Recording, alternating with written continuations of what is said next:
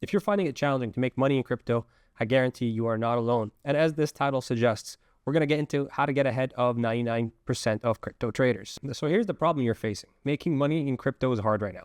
You can't seem to make money in crypto as easy as the people you see on social media. And we're going to talk about why. You're also not seeing the returns you want to see. And these are all part of the same problem. So let's dive right in. So the first thing I want to address is crypto is a rotational game until it isn't. So what does this mean? Well, over the past couple of months, we've had multiple plays on multiple ecosystems, one of which is Tau. You can see over the past month, back in March, we had a 121% on a large cap, which is a lot. You can size into it pretty well. You can have ample liquidity to take your money out without being affected too much by slippage. So that's one example of a rotational play.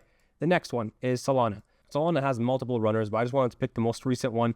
Troll, it ran from 10 million up to 140 million within a 2-week period, which is insane. That's another ecosystem of a rotational play. Then we have Base. We have Serve over here. Of course, we have better examples like VVV that ran absolute crazy numbers across bigger periods, but this will do. We have Serve going up 300% in a very short amount of time too. And if you got it from the bottom, it was even more. And then another ecosystem is Asteroid going up 2,000% from nothing to 150 million.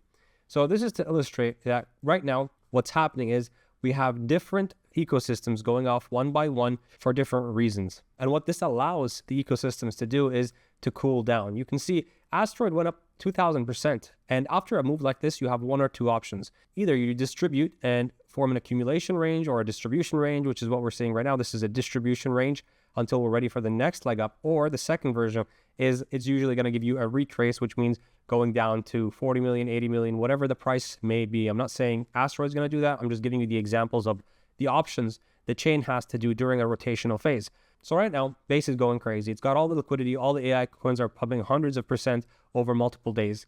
But Asteroid is in the cool down phase. It's in the distribution phase. And it's important to know what's in the cool down phase because usually to get the benefits of each ecosystem, you have to know or keep an eye on the other ones that aren't getting attention because they may be next. So like I said, we've got Base, which made a huge move, and this doesn't mean the chart's going to keep going up. In fact, charts like this usually mean it's time to take profit. Look at the price action on this. It's incredibly vertical, and the market is fractal. So what does that mean? Well, you can see this move right here, this retrace, is most likely going to happen here because this move cannot be sustained for too long, especially in this market environment. Let's go move on to Troll. Troll got a similar look to Serve. You've got a vertical move up. Now the question is it going to retrace or go sideways? Yet to be known. But the point is you want to keep your eye on all these ecosystems because the opportunity lives on each. When one of them goes, the others have equal opportunity to make moves. And that's because of the market conditions we're in right now. We don't have the liquidity to sustain all these ecosystems going up at the same time because it's a risk-off environment. Bitcoin isn't showing strength versus the stocks. So therefore, a lot of people don't have the appetite to go onto all these chains and deploy all their capital in a euphoric environment like you're seeing happen in the stock market. Which leads us to our next segment here, which is market conditions. This is the main driver of your decision-making, or at least in my opinion, it should be. The reason being, I want to show you the market condition example. Now, this is Base before the rotation happened. I want you to look at this project, Nook. It's an infrastructure project for agents. I don't know the details. This is just to show you an example. It was dead since the beginning of April, and end of March, it began dying. And then you can see once the rotation began, in May, we got some interest renewed, and finally we got a move towards $5 million. Now, if you bought it off the bottom, that was a 10x gain. And the reason I'm pointing this out is to illustrate that these rotational games have very little to do with the actual product or coin itself. It's mainly about narrative and market conditions. When the market began to see that money is piling into AI projects on Base, what happened? A bunch of people said, oh wow, this is the time to go ahead and look at the projects that have potential that other people would think is great and buy them. Because if I can spot the narrative that the market will attach to, I can benefit from the profit and liquidity that will come to it. So the people who positioned down here who believed in the project ended up getting the rewards of the 10x. Of course, it did take some time, but eventually that reward was realized because the narrative came back to Base. So this is narrative trading and rotational trading happening in front of our eyes. Same thing happened with Serve. This is countless examples here I can show you. It goes on and on and on. And you can see here, Instaclaw, same thing. We got down to 300K market cap, and then from 300K went to 1 million, a nice 3x, pretty conservative for Base. You've seen many projects do a lot more. And then another example right here is Litecoin, same thing. This one started a little bit earlier, back in March. It bottomed and then got some more momentum as you went and finally went to 2 million from 100K. That's almost a 20x if you caught the bottom at 100K. Once again, the ones with good stories and good attention, eyes on the project, will benefit the most once the attention returns, or I should say once the liquidity returns to the chain. And another example right here is Clawbank. Clawbank went from 100K all the way to 6 million, a 60x gain in a matter of a month and a half. So the opportunities are there. The hard part is the timing. The timing is tough because when you see price action down here, you really don't think the project is going to come back unless the dev is active and you're keeping up with what's going on. Are the devs still building? Does this project still have attention? Can it have renewed attention from catalysts? These are all questions you have to ask yourself, and it requires you to keep your pulse on the market. Otherwise, you simply won't know what's good and what's bad. Now, what all these projects have in common is that they're all AI related. So the narrative's the same. So we know what the market is looking for. It has an appetite for AI. Now, the question is, how do you get ahead of the market when it comes to this kind of stuff? Well, the first simple answer is you don't buy high and sell low. Everyone buying right now is buying off the backs of everyone that bought down here. And the people down here are most likely going to sell to the people at the top. Why? Because the market conditions. It comes back to this little start point that we had here, market conditions. People don't feel safe enough in the current market conditions to hold, which means if you have a chance to make profits and take them out, you probably should, because until market conditions improve, holding is not a winning strategy. Instead, rotations are a winning strategy, which is why I showed you guys these rotation ecosystems in the current market conditions. Now, this takes us to our next point right here, which is fact. These coins did not go up in price because something fundamentally changed. These devs kept building. They never stopped building. What changed was the attention in the ecosystem rotation. So finally, Base got its time to shine, and all the projects that had attention prior to this liquidity arriving ended up performing. These coins went up in price because the market conditions allowed them to.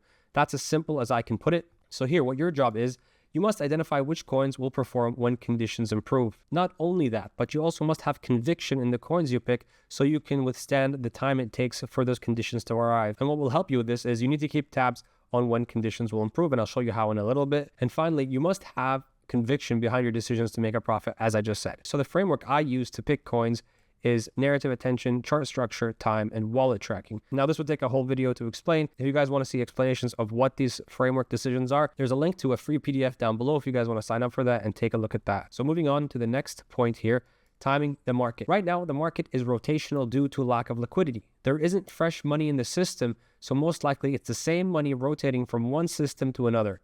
In better market conditions, this changes along with the strategy. You can hold for longer instead of constant rotations. There are windows within the market cycle where it's better to take risk. There are windows within the market cycle where it's better to stay in cash. Your job is to identify which phase of the market we're in. So if you can identify where we are in the market cycle, deploying cash will be a much easier decision because you know the odds are in your favor that the market is going to turn up. So as we stand right now, where are we in the market cycle? Well, to do that, we have to ask where Bitcoin is, because Bitcoin is the one that determines the sentiment on altcoins. Bitcoin is the king of crypto, and everything else besides crypto goes down the risk curve. So people have to have confidence that crypto is going to perform to buy altcoins. So you can see back in November 22nd, this was the point where the odds of you winning with altcoins was much higher than it was during the bear market of 2022 and 2021, or I should say late 2021. And then we had the bull market phase that lasted for a couple of years. I think it was 2 years and a bit. And we had great runners at that time. Your chances of winning were much, much higher. Since October 10th, the chances of winning has been drastically low. It's been a much more challenging market, which I'm assuming is the reason you clicked on this video, because you see all these people on social media who have made money, and they mostly made their money in 2024 or prior, because right now isn't the easiest time to make money in crypto. And it's because of what you're looking at here. It's simply a phase in the market where we're cooling down before the next phase of the bull market, which is going to most likely be around the end of the year, give or take 1 or 2 months. So right now we're in the risk off phase with windows of opportunity that don't last long, which is right now. You see these rotational plays. What did we have over here with Tau, for instance? If we look at Tau at the beginning, it ran 120%, but then some FUD came and we dropped about 50%. Troll most likely going to retrace or consolidate. Same thing with Serve. Same thing with Asteroid. It's distributing right now. We might get a retrace. So it's all dependent on Bitcoin and where we are in the market cycle. Now, some of you guys might be asking, why is that the case? It's because of the 4-year cycle. Since Bitcoin's inception, it has demonstrated that it operates under the 4-year cycle. And until it doesn't, it's safe to assume that it still does. Like the saying goes, if it looks like a duck, quacks like a duck, it's probably a duck. So until Bitcoin moves away from the 4-year cycle, there's no reason to assume that it's not operating under that premise. It takes a lot of the guesswork out, and you can have more confidence than not when to deploy cash. And if we take a look at Bitcoin's price right now, we're simply in May right now, and we have about 5 or 6 months, I would say, of potentially chop or bear market behavior before we turn to the upside. If Bitcoin surprises us, that's fine. Altcoins take some time to react, so there's no point in rushing anyways unless you're looking to buy Bitcoin, in which case, anytime Bitcoin goes towards the 60 to 50 area is just simply a value area based on past history from the cycles. So let's say market conditions have slightly improved. What is your job now? Well, let's move here. It is to front run attention. We know AI is the play and focus of the next cycle. How do we know that? Because, well, if we look at all these coins that have been moving, it's AI, and then we have in between, which is going to be my thesis here, it's going to be AI and memes. Memes and AI are the focus of next cycle. It seems like memes have cemented themselves in crypto culture, and no matter what happens, memes will still be part of the game. It's just a lot harder than it was in 2024, and you have to have an edge to win. So that's going to be the focus of next cycle based on what I'm seeing here.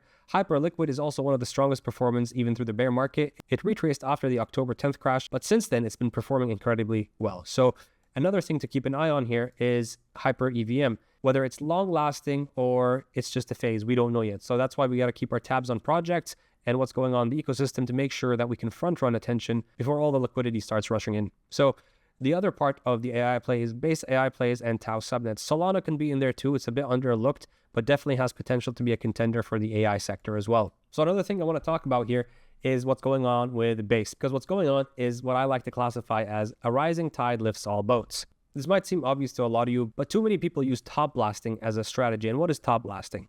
Essentially what you're doing is you're buying the top of the coin when you see it on the backs of everyone that has already made profit that can dump on you.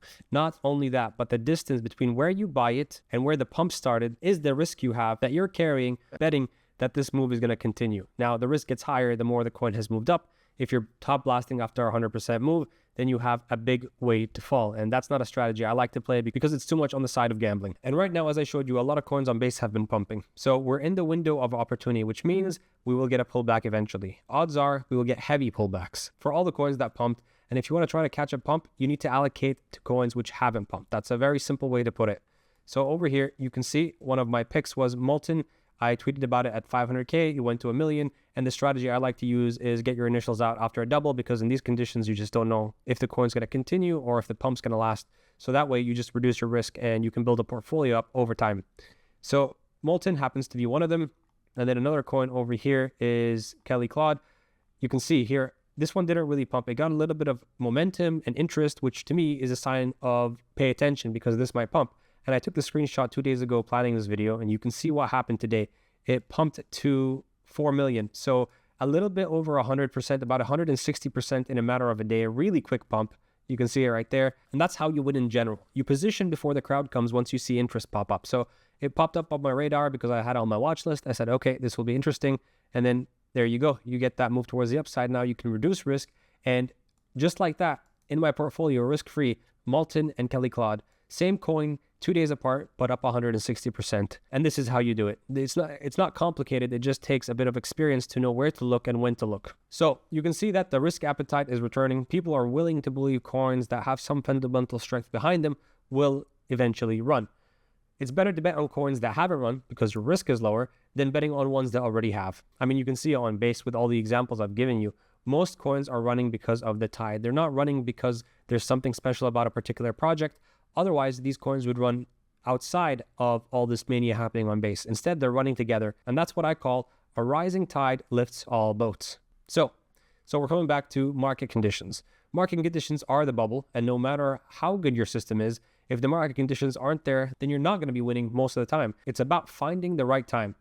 This mostly applies for on-chain because you can't really short on-chain, at least not the small caps or media caps. So it doesn't really apply to anything else other than on-chain because you can short in different market conditions. So we're talking about on-chain specifically here. So if we use base as an example, you have to look at what ran versus what didn't. You must position yourself based on narrative because that's what the market cares about. It cares about the story, it cares about the fundamentals, but the story matters more than the fundamentals a lot of the time. The fundamentals will give you that extra boost that differentiates one project from the other if they're competitors. What I've noticed is infrastructure is better because it is broader. So when you bet on infra, you take less risk. For example, AXBT ran to 1 billion. It's not infrastructure, it's an agent, but how many agents ran to 1 billion? There wasn't many. So it's harder to bet on individual project strength than it is to bet on infrastructure where people will build on top of. For example, Virtuals is what hosts all AI agents as infra, so it's easy to see how that can succeed versus individual agents, and that ran to $5 billion.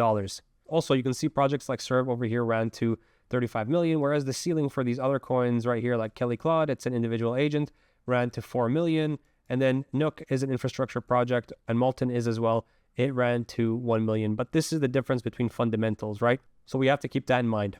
Now, as I said before, rotations happen because it allows for cooldown phases. It's very important, because if we take a look at base in real time right now, you'd have a camp of people saying this is going to continue, whereas I'm in the camp where, because I have context of where we are in the market cycle, I don't think this is going to continue for much longer. So I'm going to be more aggressive in taking profits and looking for other rotational plays within the crypto world. Maybe I'll look at Solana, maybe I'll look at Hype. I don't know yet. I've got my eyes on the market, and if something starts to bubble, I'll take a closer look. But if you constantly hold, then you'll have to sit through a larger drawdown and miss out on different opportunities in the crypto world. And there's always a middle ground approach. You can take some profit off to have some exposure to many different parts of crypto, because it is hard to time. It's hard to time, but the principle you have to keep in mind is that there's always opportunities.